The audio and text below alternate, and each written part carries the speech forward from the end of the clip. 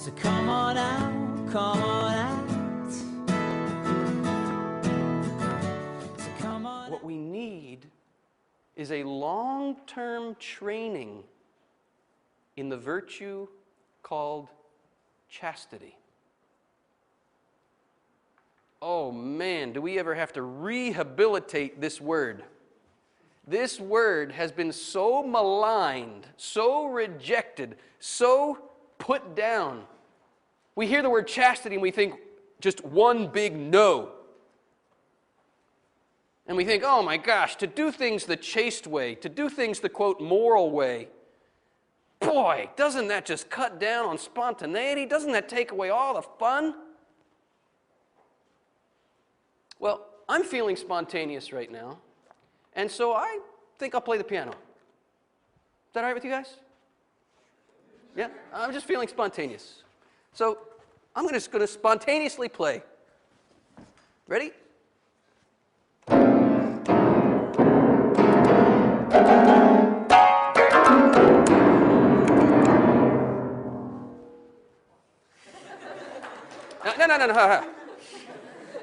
You hypocrites.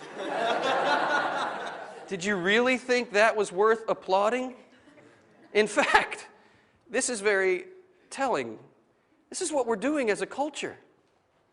We are applauding meaningless noise.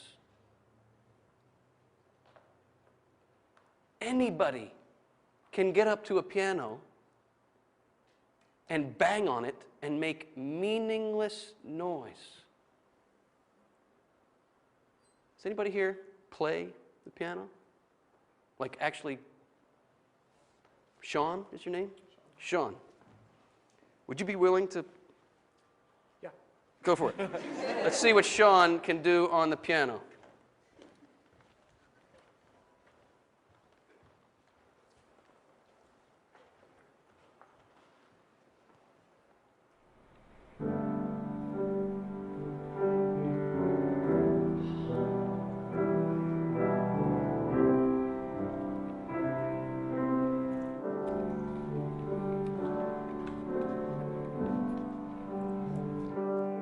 Keep going, brother.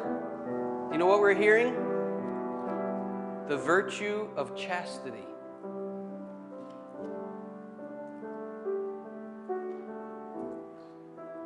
Sean, I imagine you've taken some lessons, huh?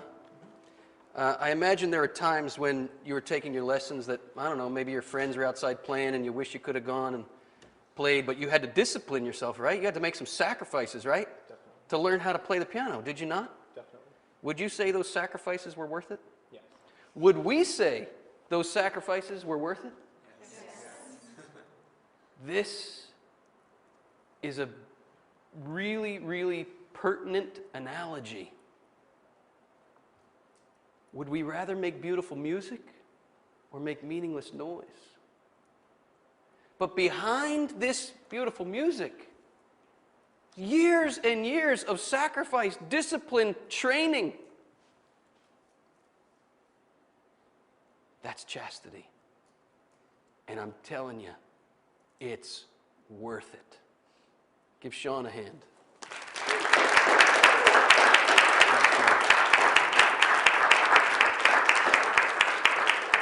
Now you might be saying to yourself, oh, Christopher, how am I ever going to get there? I mean, I'm seeing what you're saying here, and so much of what I've been doing is just meaningless noise. What do I do? Anybody, any human being with 2 minutes of instruction can do this.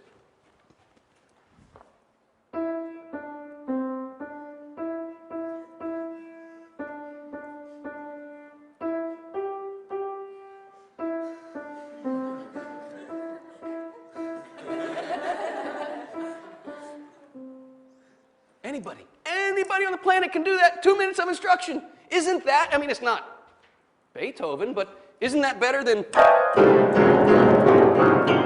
Yes? Okay, so maybe you're not a concert pianist. But even the concert pianist started with Mary Had a Little Lamb. So accept where you are on the journey of learning how to make beautiful music. so to speak, and stick with it. Stay with it. Chastity is not merely refusing to bang on the keyboard, as if it's just a negation of the piano. You know, a lot of people abstain from sex for all the wrong reasons. If chastity is to be authentic chastity, look at the top of page 20 here.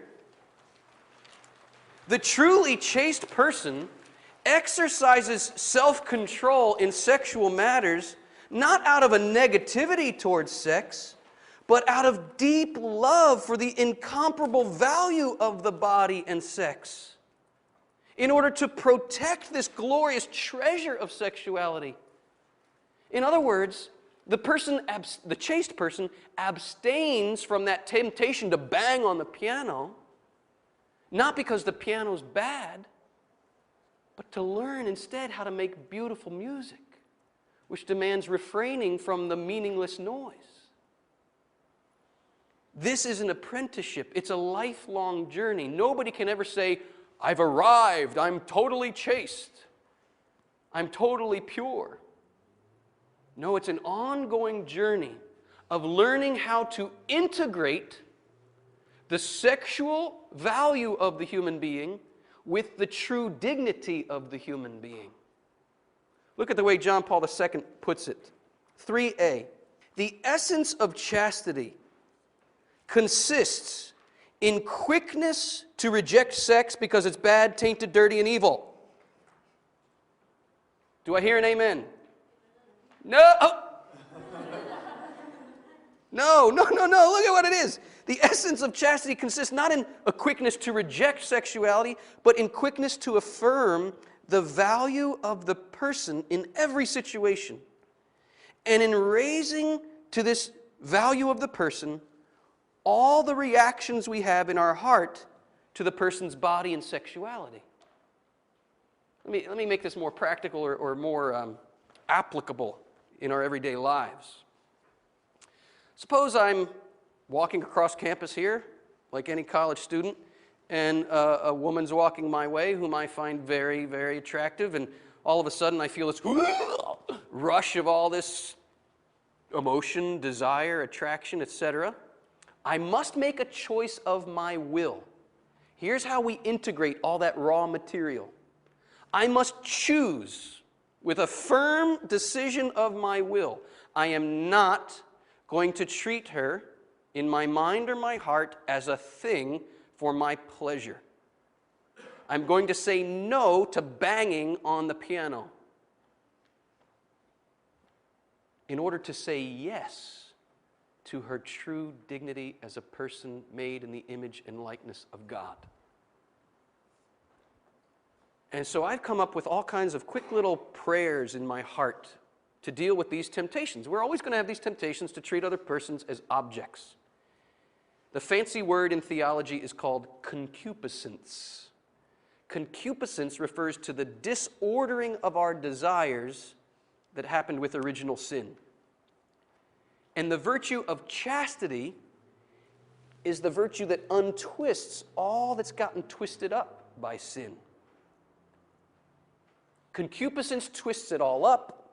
Chastity untwists it. So come on out, come on out.